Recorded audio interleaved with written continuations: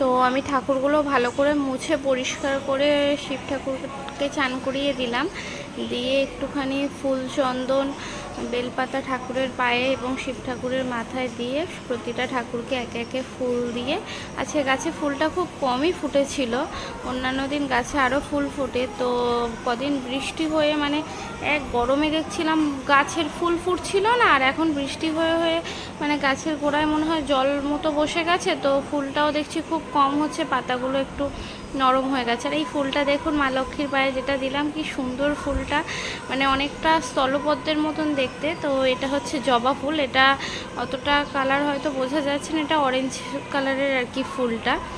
আর জুঁই ফুলগুলো দেখেছেন কত বড় বড় হয়েছে।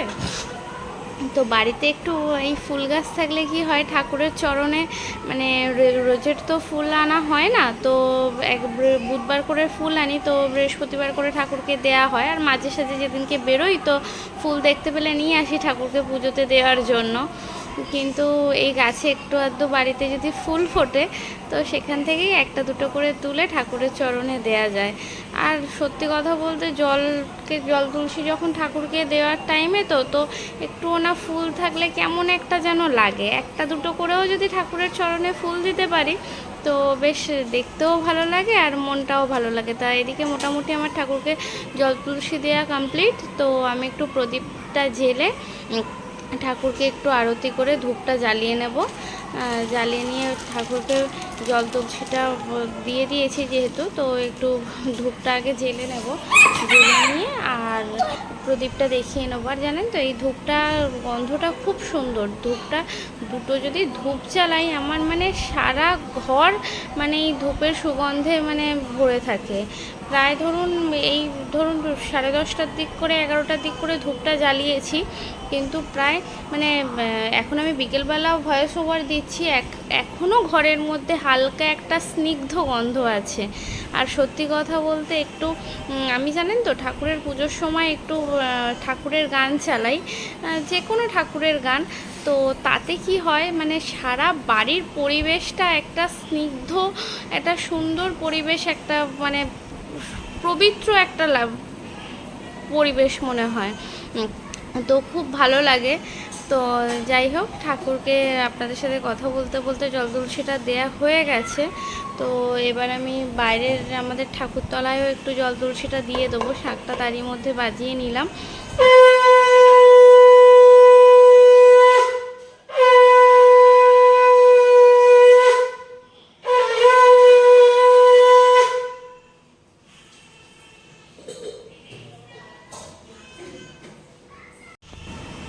তো দেখুন ঘরের ঠাকুরকে মোটামুটি আমার জল তুলসী দেওয়া কমপ্লিট হয়ে গেছে।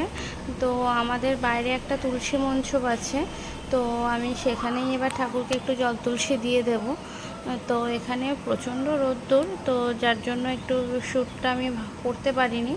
তো এখানে জল তুলসী দিয়ে দিয়েছি, দিয়ে আর দেখুন এত রোদ্দুর।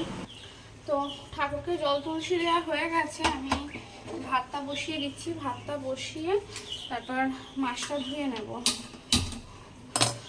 আজকে অনেকটা লেট হয়ে গেল রান্না চাপাতে চাপাতে।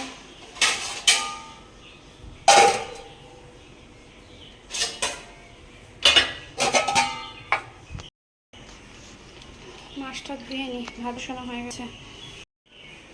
তো এখানে দেখুন আমি ভাতটা চাপিয়ে দিয়ে আর মাছটা ধুয়ে নিয়েছি। তো মাছটা কি হচ্ছে, সকালে নিয়েছি, পাড়াতে বিক্রি করতে এসেছিলো। তো সকালে মাছটা নিয়ে না তাড়াহুড়োর মধ্যে ধুয়ে রাখা হয়নি, তো আমি ফ্রিজে ওইভাবেই ঢুকিয়ে রেখে দিয়েছিলাম। তো মাছটা যেহেতু মোটামুটি ঘন্টা দেড়েক মতো ছিল, তো মাছগুলো জমে গেছে। তো মোটামুটি মাছটা কেটে পরিষ্কার করে দিয়েছে। এবার মাছগুলো দেখছি জলে যে একটু ভিজিয়ে রাখবো, দেরিও অনেকটা হয়ে গেছে। তো তাড়াহুড়ো করছিলাম, তো হাত দিয়েই যতটা পারলাম মাছগুলো আস্তে আস্তে করে ছাড়িয়ে নিচ্ছি। তো ছাড়িয়ে নিয়ে ধুতে ধুতে মোটামুটি মাছগুলো অনেকটাই আর কি নরম হয়ে গেছে। তারপরে দেখছি মাছের মানে পুরোটাই পরিষ্কার করেছে, কিন্তু মাছের লেজগুলোও আর কি কেটে দেয়নি। তো ভাবলাম যে না ওগুলো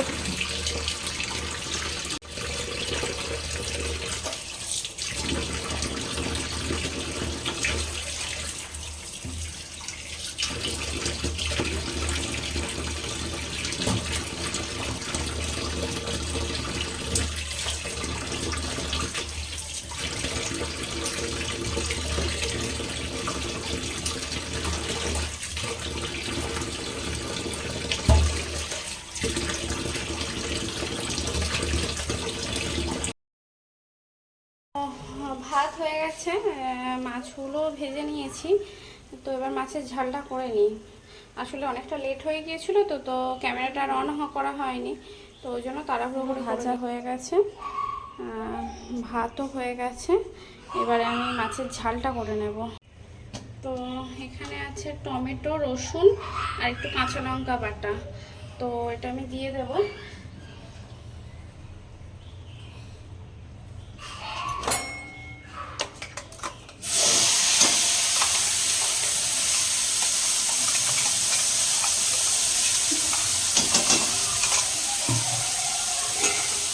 দিয়ে দেবো একটু কাঁচা লঙ্কা চেরা।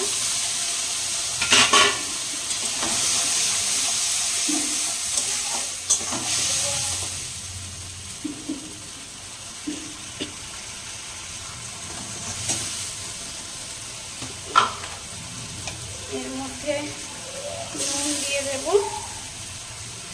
তো এর মধ্যে একে একে নুন দিয়ে দেব, হলুদ গুঁড়ো দিয়ে দেব, আর একটু অল্প লঙ্কা গুঁড়ো দেব, আর 2-4টে চিনির দানা দিয়ে দেব। তো চিনি দিলে কি হয়, একটু তরকারির টেস্টটা আর কি মানে মিষ্টি নয়, তরকারির টেস্টটা বেশ সুন্দর হয়। তো আমি একটু সব রান্নাতেই একটু চিনি দিই, তো খেতে বেশ ভালো লাগে। তো একে একে মশলাগুলো সব দিয়ে আর তরকারিটা ভালো করে কষিয়ে নেব। আর জানেন তো আমার ছেলে না অন্যান্য মাছ খেতে চায় না, তো একটু পাবদা মাছ, চিংড়ি মাছ এটা হলে একটু খায়, কিন্তু বাদবাকি কোনো মাছই ও সেভাবে খেতে চায় না। আর না হলে চিকেন। তো এগুলো ছাড়া কেন কি জানি মানে ওকে আমি কিছুতেই খাওয়াতে পারি না, অনেক রকমভাবে চেষ্টা করেছি, তো কিছুতেই খাওয়াতে পারি না। তো যাই হোক, মশলাটা কষাতে কষাতে একটু সর্ষে বাটা দেবো। তো সর্ষেটাও তারই মধ্যে বেটে নেবো। সর্ষেটা আসলে আগে থেকে একটু ভিজিয়ে রাখা হয়নি, আগে থেকে ভিজিয়ে রাখলে তো মিক্সিতে খুব তাড়াতাড়ি বাটা হয়ে যায়। তো তাড়াহুড়োর মধ্যে আর হয়ে ওঠেনি। তো সর্ষেটা বেটে নিয়ে আর মোটামুটি দেখুন কষানোটা হয়ে গেছে, আমার সর্ষে বাটাও কমপ্লিট। সর্ষে বাটাটা এবার তরকারিতে দিয়ে দেবো। এবার সর্ষে বাটা জানেন তো আমি যখনই দিই কেন কি জানি তরকারিতে যেন হালকা তিতকুটে ভাব চলে আসে। সে আমি যদিও সর্ষে বাটা দিয়ে বেশি কষাই না, জানি সর্ষে বাটা দিয়ে কষালে তিতকুটে ভাব চলে আসে। দেখুন সর্ষে বাটাটা দিলাম, দিয়ে হালকা একটু নেড়ে চেড়ে তারপরে জলটা ঢেলে দেবো, কিন্তু তাও যেন তরকারিতে হালকা তিতকুটে ভাব চলে আসে, কেন কি জানি। তো আপনারা যদি কেউ জেনে থাকেন আমাকে একটু জানাবেন যে সর্ষে বাটা কীভাবে দিলে তরকারিতে হালকা তিতকুটে ভাবটা আসবে না। তো যাই হোক, আমি তরকারিতে জলটা ঢেলে দিয়েছি। তো এবারে আমি মোটামুটি যতক্ষণ না তরকারিটা ফুটছে ততক্ষণ একটু ওয়েট করব। তরকারিটা মোটামুটি আজকে বেশি কিছু রান্না করব না, কারণ একটু বেরোনোর আছে। তো আজকে ওই মাছের ঝাল একটু আলু ভাতে দিয়েছি আর ভাত হতেই হয়ে যাবে। আর ছেলের জন্য একটু ডাল সিদ্ধ করে নিয়েছি কুকারে। তো মাছের ঝালটা মোটামুটি ফুটে গেছে, মাছগুলো দিয়ে দিই।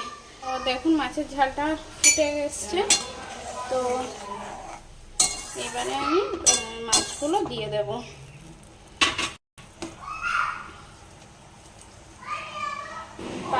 দেখুন তরকারিটা মোটামুটি ফুটে এসছে, তো আমি মাছগুলো একে একে দিয়ে দেব।